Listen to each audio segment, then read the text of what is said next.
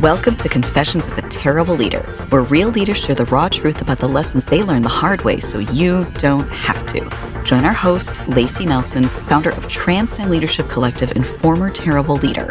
On this podcast, we invite you to step into the confessional and get real with the messy stories and behind-the-scenes reality of leadership. Let's get to it. Hello, friends, and welcome back to Confessions of a Terrible Leader. It's me, Mary Scott, your friendly neighborhood podcast producer, here today with Layci Nelson. Layci, welcome to your own show and welcome to summer. Oh, I know. So listeners, I still have to figure out what to call of you guys. Friends? Viewers. We are just starting summer, but when you are getting this, it's going to be the end of summer. Right. August. Yes. August. So we'll be heading out of summer and transitioning back into thinking about school mode. Or for some of you, God bless you, you'll already be in school. Right. Gosh. That's so early. I know. I can't, it is so early. But really let's scary. enjoy. Let's enjoy our summer, everyone. Yes. And I hope it was fabulous. Cheers to whatever happened in your summer. Yeah, exactly. Cheers to the future from where we are right now. Yes. Best to you. Best to you all.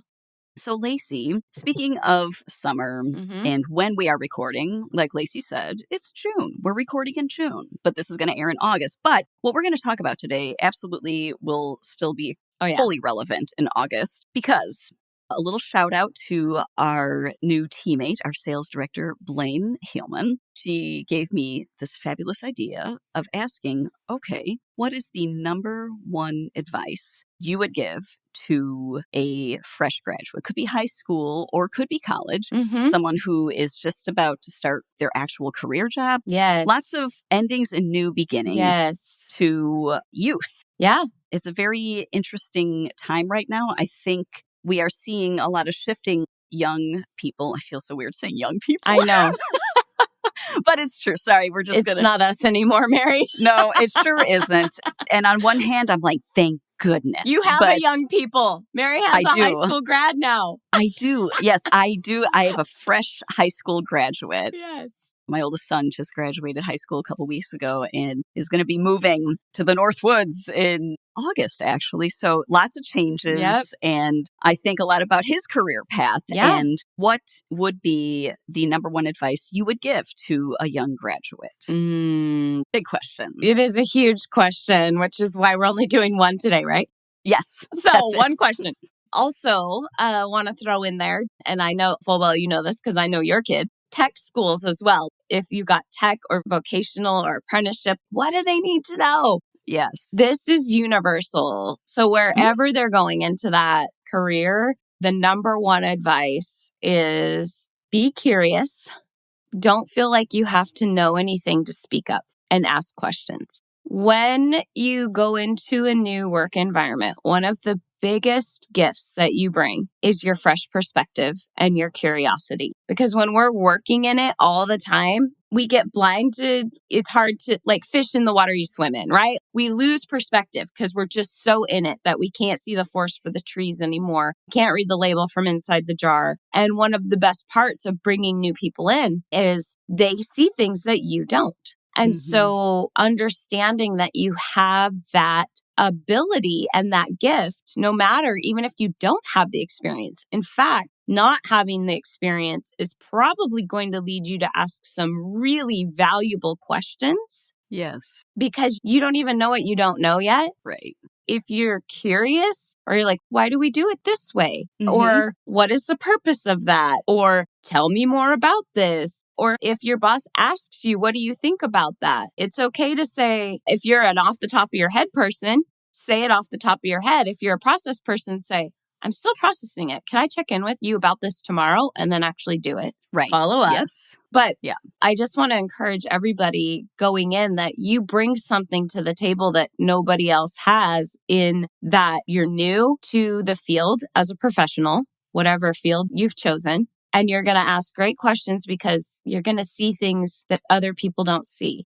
What I want to add to that is how to do it in a way that doesn't come across as obnoxious. Sure. Or how to do it in a way that doesn't unintentionally come across as like you're suggesting a better way. And so people are going to get defensive. And that's where that can go south. So I want to set you up for success. But before that, Mary, thoughts? Well, I love that. I mean, curiosity is huge. And I think a healthy curiosity can help you find kind of this beautiful middle ground of it helps you, I think, to be more open, less afraid of failure. And that can be a huge thing going into like new situation, whether you're starting college or you finished college and are moving into like a career job. But also something else that I love to share with graduates is you are never stuck. You are never stuck.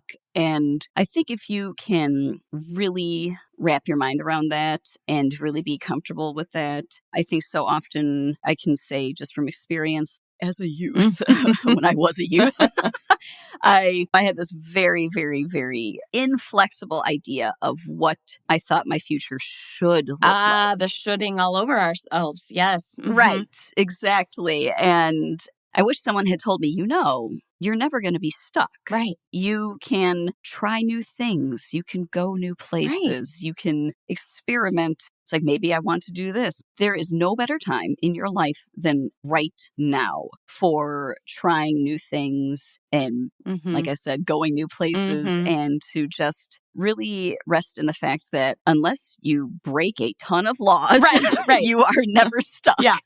Don't break lots of laws. Let's preface it. Try to avoid felonies. Yeah, that's my advice. Avoid felonies. Yeah. But even if you have one, it's not the end of the world.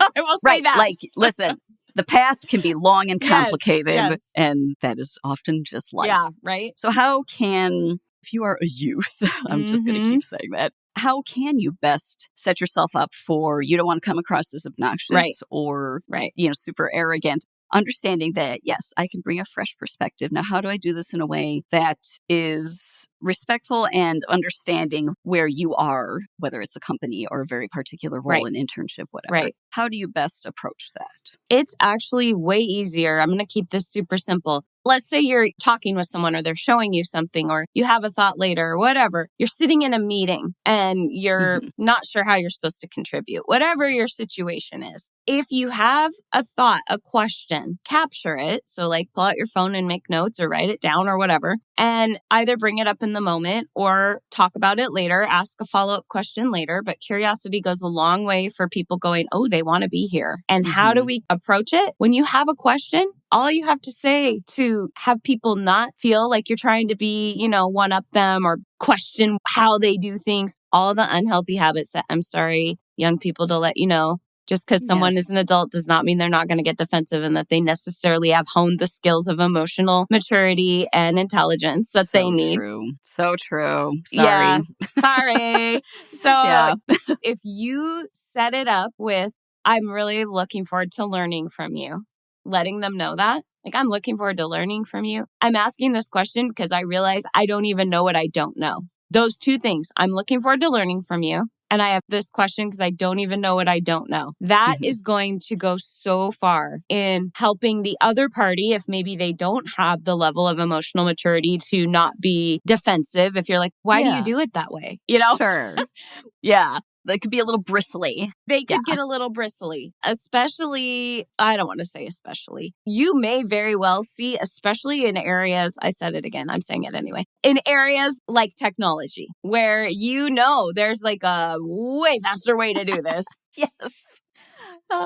Yes. If you take the time and be curious and genuinely ask, what are the factors that, have led to this being the system or the way it's done? What are the advantages? What do you like about it? Do you ever see room for doing it a different way or transitioning to a different system? These are all great questions to ask when you preface with, I don't know what I don't know, and I'm looking forward to learning from your experience. So I'm going to ask probably an obnoxious amount of questions. Feel free to tell me no more questions today. You get 3 a day or whatever. But if you preface it with that, if you set it up with that and you lead with curiosity and you ask what questions, what more than why do you do it that way?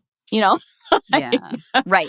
Yes. It does require some tact. I love that you immediately go into lead with these questions because I think very, very important skill to learn as you enter your young adulthood is learning how to ask really good Oh, that's questions. such a great skill. Yeah. The art of learning how to ask really good questions will take you so far, and it never stops being helpful. Always. I always joke when we take on new clients, my job is to be a professional listener and a really good question asker. And truly, that is a large part of what we do. People pay us to listen to them and ask them questions. So it is a skill set. Sharpen it. Sharpen it. Yes. And cheat codes. Here's a little cheat code for you. You can, whatever your feelings about AI, pick an AI platform that you feel comfortable with, and you can set up the context of, hey, I am going into a new work environment. This is the job, the details, and then give it the prompt. What are some great questions for me to ask as I'm onboarding to show curiosity and engagement in this industry? And that can just help you to begin. And you can also ask it, what are ways I should not formulate questions? Examples. Yeah, it'll shoot you examples. And so it's a great brainstorming partner. Now, don't bring it and read them verbatim, but please don't do that. I was going to say, please don't memorize them. It's so helpful for brainstorming and just getting ideas, but please do not memorize them. You still have to use your brain, but the process of thinking it through it will be helpful for you. Yeah. Learning to prompt is in itself a skill of asking great questions. It's going to sharpen that skill for you. And it's going to let you know if your questions are clear or not. Because I can't tell you how many times I thought I asked for one thing, but the logic wasn't there. And I got this response from the AI and I was like, oh, well, it's clearly me. I didn't vibe code. I didn't know that was a word until like 2 months ago. I didn't vibe code it right. That's hilarious. Right. But it's funny. I think it can be some good feedback that, perhaps that question was not formulated as well as I thought it was. Yes. There's some holes in the logic, in the reasoning. Like Layci said, it's a really good practice tool, really great for brainstorming. It can help point you in the right direction. And, the only way to get good at something is, well, as the musician says, practice. It works. And as this weightlifter says, get your reps in. You just got to do the reps. Yes. Yes, absolutely. Yes. Just repetition, practice. I think that if that is like the one piece of advice a young graduate, a young professional took with them, I think that would go a really long way for them. And I just want to say, young people, sorry to say that word again, but young people, I am for you and I believe in you. And there's still so many good things to be had out there. And I know you can bring it. 1,000,000%, Mary. I love that. Our whole team is pro young people. Every single person on our team, as I'm thinking through the list, even the ones that you guys never see their faces, go check out our website because their faces are all amazing. All of us, in one way or another, have youth development and working with young people in our backgrounds and education. Every single one of us. Every single one of us, in one capacity or another, we all have a background in youth education or development. It's true. I guess I never really thought about that, but that is 100% We are all true. about you guys. As Mary said, you got a whole team behind you rooting for you. I am a sucker for youth. So if you hear this podcast and you reach out and email me or message me, whatever, Mary will drop all of our links. Yep. I will respond to you. You will actually get me, not a bot. Yeah. I will actually respond to you. Yeah. You may think, I'm not that important. I don't want you to think that. You're going to get bumped to the top of my list, not the bottom. No, it's like youth. Number one. We take care of our huge clients. We take care of you all. Make sure that's very clear. Yes. We take care of all of you. But if youth reached out to us, that's something that'd get bumped to the top. It's like, oh my gosh, let's just have a conversation. So don't be afraid. You know? Use your resources and count us among them. Yes. Please do. Oh, I love that. I could talk about youth and education and development. I could talk about that for a long time, but we wanted to keep this short and sweet. So, Layci, thank you for your time. Thank you for your insight. I'm sure we'll revisit this topic from time to time because we have a very fascinating workforce of youth. I'm so excited, honestly. It's so interesting. Yes. We'll leave it at that. It's just fascinating. It is actually something so often in complete opposition to other things that we hear so often, but I actually feel very hopeful when I think about our youth. I am as really well. do. Ooh, maybe that's our next Q&A. Oh, okay. Woo, I got chills. That's a sign. I'm taking a note. All right, friends, we're going to wrap it up. Thank you so much for being here. Also, too, if you didn't know this already, we do have a YouTube channel. All of our episodes, video episodes, are on there. Give us a follow if you like. Yes. We'd love to connect. Layci, any closing words? Send this to a young person in your life. Yes. Yep. Yes. Perfect. Wonderful. All right, friends. Well, you know what to do. Until next time, go manage like a leader. Thanks for listening to Confessions of a Terrible Leader. If you're feeling brave and have your own terrible leader story that you'd like to share, head over to transcendleadershipcollective.com/podcast to fill out a guest application. We'd love to hear from you. Confessions of a Terrible Leader is hosted by Layci Nelson and produced and edited by Fixation Point Productions. Music is by Leif Olson and Mary Scott from the band The Number of Months. Confessions of a Terrible Leader is a free leadership resource offered by Transcend Leadership Collective. If you are ready to refuse the limits of average leadership and join the leadership revolution, visit transcendleadershipcollective.com to check out our offerings for engaging workshops, strategic planning, and more. Thank you so much for listening. Don't forget to like, subscribe, and leave us a review. And until next time, go manage like a leader.